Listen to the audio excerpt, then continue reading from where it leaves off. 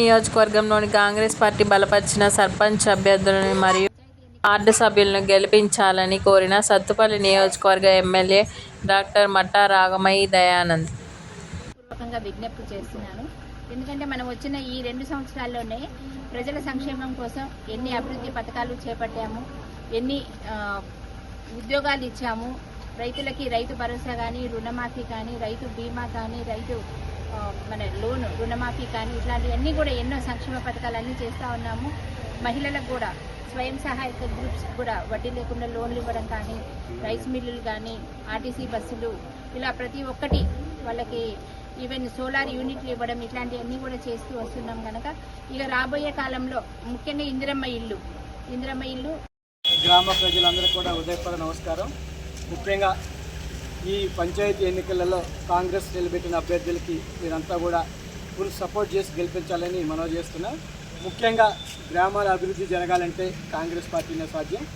అక్కడ కాంగ్రెస్ పార్టీ అభ్యర్థి కనుక సర్పంచ్ అయితే ఆ ఊళ్ళో కావాల్సినటువంటి అన్ని మౌలిక సదుపాయాల దగ్గర నుంచి, ఇళ్ళు దగ్గర నుంచి, రేషన్ కార్డుల దగ్గర నుంచి ప్రతిదీ కూడా మీకు అందుబాటులోకి వస్తాయి. అలా కాకుండా వేరే పార్టీ వాళ్ళని ఎన్నుకున్నట్లయితే ఈ సంక్షేమ పథకాలన్నీ కూడా ఆ గ్రామానికి దూరం అయ్యే పరిస్థితి ఉంది.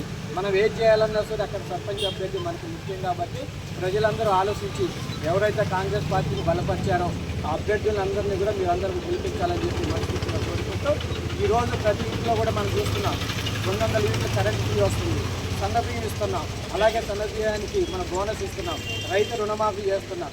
మీరు బయటకు వస్తే మహిళలకు ఉచితంగా బస్సు ప్రయాణం ఉన్నది, అలాగే గ్యాస్ 500 మందికి ఇస్తున్నాం. ఇలా అనేక సంక్షేమ కార్యక్రమాల్లో కాంగ్రెస్ పార్టీ ముందుంది.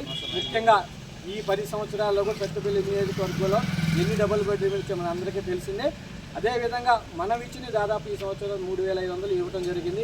రాబోయే కాలంలో కూడా ప్రతి సంవత్సరం కూడా 3500 చొప్పున ఇంకా 3-4 విడతలు మనకి వచ్చే అవకాశం ఉంటుంది. కాబట్టి దీన్ని దృష్టిలో ఉంచుకొని ప్రతి ఒక్కళ్ళు కూడా కాంగ్రెస్ పార్టీ అభ్యర్థులకి ఓటేసి గెలిపించాలని చెప్పి మనస్ఫూర్తిగా కోరుకున్నారు. జై తెలంగాణ, జై రేవంత్ రెడ్డి.